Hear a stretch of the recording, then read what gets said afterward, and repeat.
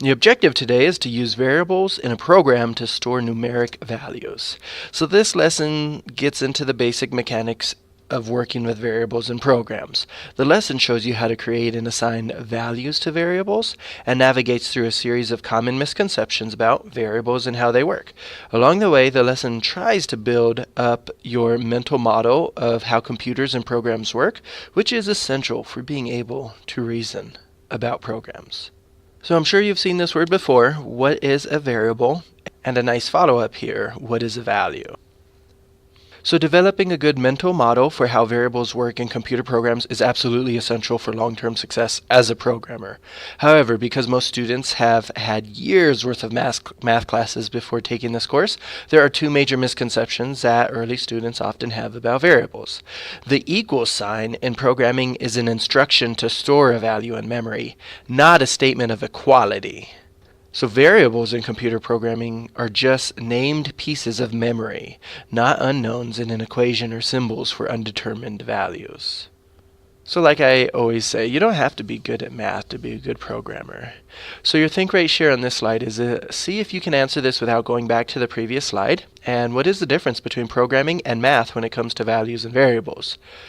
Lines of code that assign values to variables and expressions that use variables are really instructions to retrieve and store values in memory. And those values change while the program executes. Being able to reason about what's happening in consecutive lines of code, like A equals A plus B and then B equals A plus B, correlates highly with a person's success in programming because you must have a good mental model for program execution and what the computer is doing. Okay, so when we're talking about variables, we'll talk about data types. When I say data type, basically all values in programming languages have a type, such as a number, boolean, or string. This type dictates how the computer will interpret it. So for example, 7 plus 5 is interpreted differently from, quote, 7 plus 5, end quote. And then you have expressions. These are any valid units of code that resolves to a value. You have variables. Those are placeholders for a piece of information that can change. So think, write, share here in your own words. What's a data type, an expression, and a variable? I know we study a lot of JavaScript in this class, but I just wanted to use a C++ example because it's just a good layout of how programming languages work in general. Your think, write, share on the slide is what is the data type and value in this example. Syntax that you would use in a programming language like C++ would be constant int a equals 10. So you're saying that you're going to keep this integer constant. Its name is a and it has a value of 10. So you're now pretty well acquainted with the basic mechanics of making event-driven apps. There is a pattern to writing these programs that you should be used to. Number 1, add UI elements to the screen. The second thing you do is give the UI elements meaningful IDs. And then the third would be to add event handlers to those elements. Your think, write, share is give me an example of what each of these three would look like.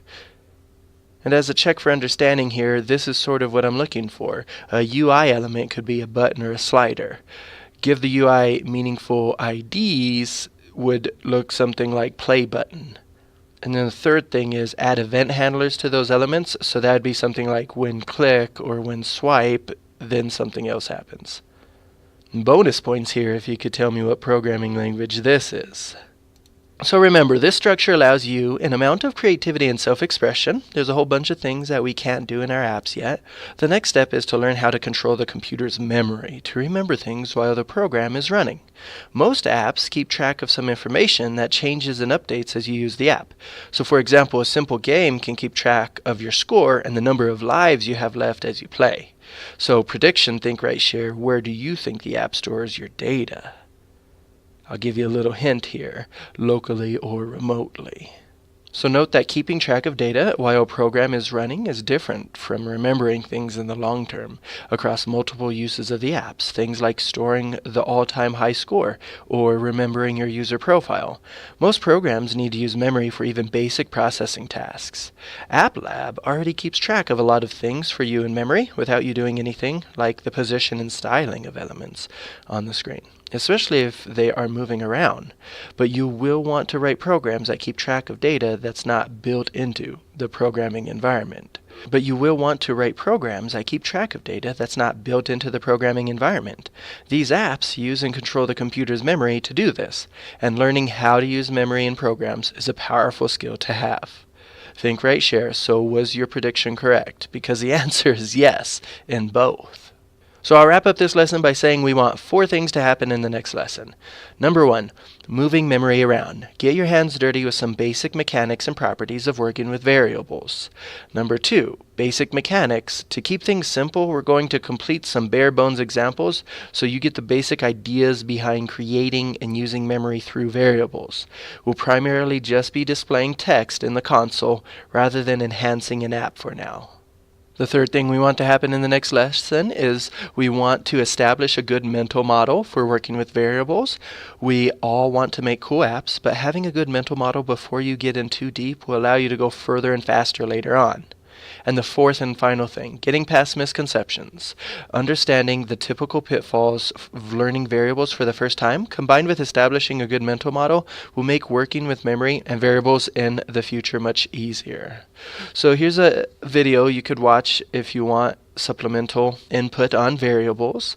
With whatever time you have left in class today, I'd like you to start working your way through lesson 4 on code.org, and it's pretty long, so let me show that to you now. So here we are. If you look at the top, this is the most amount of little dots I think we've ever seen before in class. And these step-by-step tasks code.org takes you through really is worth your time. And here you'll begin with some errors to fix. So when you're done with that, you're done with the lesson. Just 2 more things to do. IB, fill in the blank, pick an attribute that reflects today's lesson. And after all that practice on code.org, you should be ready for this DOL. It says copy the code below, but I want you to take the expressions and change the value of score and lives to another number, any number, and then paste to canvas.